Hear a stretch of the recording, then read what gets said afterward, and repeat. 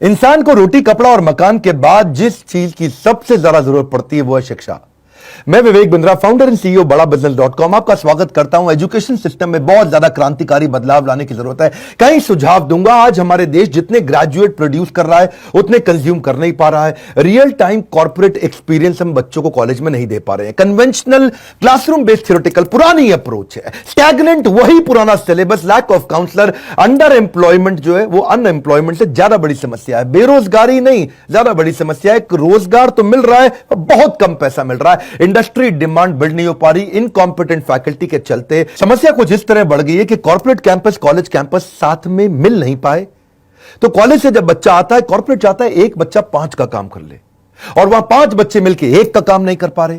5,500 college है हमारे देश में, 3 करोड़ स्टूडेंट पढ़ रहे हैं, परंतु एसोचैम कहता है 93% निकला हुआ बच्चा अंडर एम्प्लॉयड है। वो लोन लेकर के आता है, 20 लाख रुपए का लोन लेता है, बाद में उसकी किस्तें नहीं चुका पाता क्योंकि तनख्वाह अच्छी नहीं मिल रही है। उधर से आर्टिफिशियल इंटेलिजेंस, ऑटोमेशन, लीन मैनेजमेंट बढ़ गया है, इसके कारण नौकरियां और घटती चली जा रही हैं। हमारे इंडिया में प्रोफेसर थोड़े कमजोर हैं। हार्वर्ड में प्रोफेसर की तनख्वाह 16 लाख रुपए महीना है, इंडिया के अंदर उसकी तनख्वाह 32,000 रुपया महीना है। अब उसके कारण कॉम्पिटेंट अगर प्रोफेसर नहीं होगा, दिक्कत यह है कि वेल फिल्ड माइंड है, वेल फॉर्म्ड माइंड नहीं है, और बड़ा डिफरेंस आ जाता है। बच्चे की एस्पिरेशन यहां है और बच्चे की प्रिपरेशन यहां है।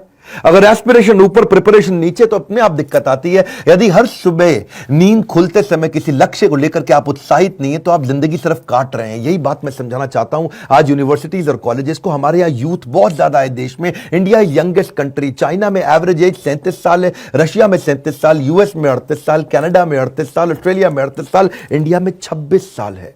इंडिया में यूथ ज्यादा है। हम लोग को ये लक्ष्य लेना पड़ेगा, नहीं तो वैसा ही चलता रहेगा कि जब बच्चा बाहर निकलेगा, ग्रेजुएट बच्चा 10,000 रुपए की नौकरी करेगा, चौकीदार से भी कम तनख्वाह उसको मिलती है। क्योंकि उसने किया क्या, उसका एक ही गोल था 75% अटेंडेंस, 75% अटेंडेंस।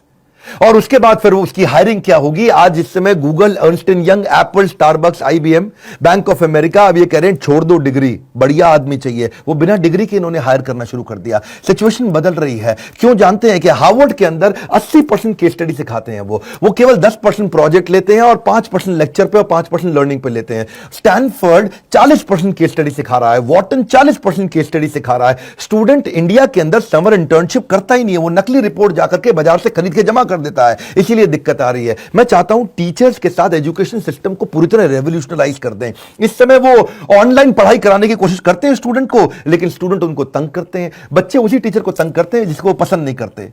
वो आते हैं अजीबोगरीब नाम लेकर के, उनके वीडियो कॉन्फ्रेंस में, वेबिनार में आते हैं। ओसामा बिन लादेन का नाम लिख करके आ जाता है। मैडम भी कह रही है ओसामा कौन है, असली नाम के साथ आओ अपने।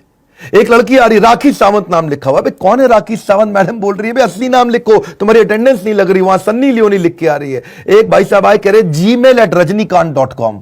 तो मैडम कह रही है rajnikant@gmail.com तो सुना था। एक ओवैसी का नाम लिख करके आ रहा है। आधा समय टीचर का इसी चक्कर में निकल जाता है।